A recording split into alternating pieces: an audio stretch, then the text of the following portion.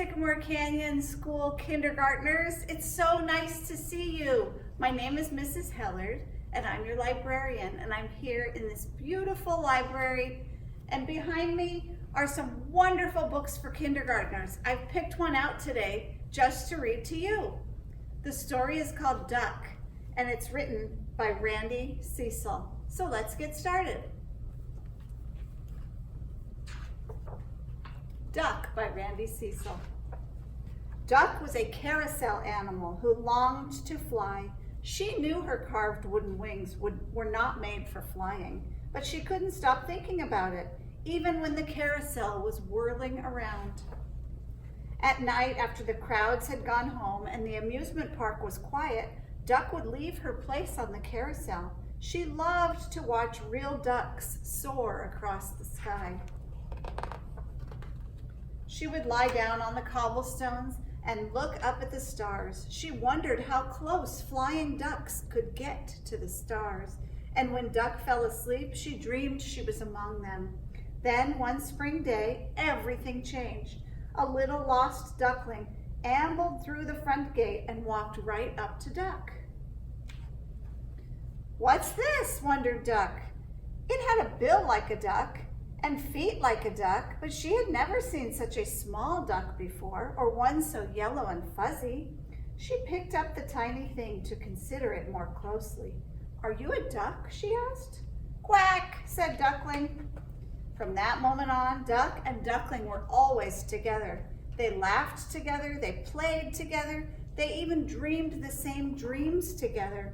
As time passed, Duckling's yellow fuzz turned into beautiful white feathers, and his little wings began to look like flying duck's wings.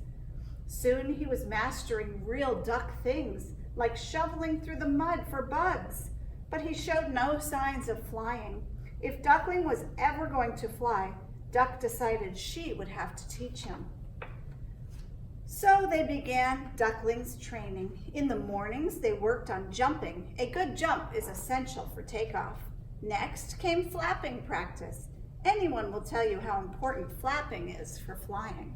Then Duck would help Duckling climb up on her back so Duckling could feel the wind on his wings as the carousel turned. There were wonderful moments when it looked like Duckling might take off and fly straight up to the clouds. But he never quite did. Duck knew it was time to find the ones who could teach Duckling what she could not. So Duck strapped Duckling tightly to her back with her scarf and set off in search of real ducks. She walked and walked, then suddenly she saw them, a group of ducks floating in a stream. "Now remember to be polite," she said to Duckling as she straightened some of his feathers. "You're going to do fine." But when she looked for the ducks again, they were gone. "Wait," Duck cried as she raced to the top of a hill. The real flying ducks were high in the sky heading south.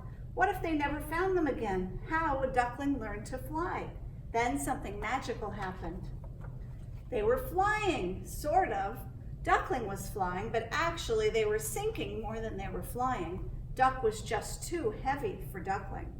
As they sank lower and lower, Duck realized what she had to do. She freed herself from the scarf. Right away, Duckling went up and Duck went down. Up, up, up went Duckling. Down, down, down went Duck. Duck kept going until she hit the ground and skidded to a stop. She looked up just in time to see Duckling taking his place among the other real ducks. A moment later, they were gone. Duck limped back home to the amusement park, alone and scarfless, to face the long winter ahead. And a long winter it was. It snowed and snowed. It snowed so much, Duck almost disappeared. But finally, spring arrived. The snow melted away, and Duck was awakened by the bright sun. The real ducks were returning too, but Duck no longer wanted to watch them fly. It was flying that had taken Duckling away from her. Duck sat at the edge of the carousel and lowered her head.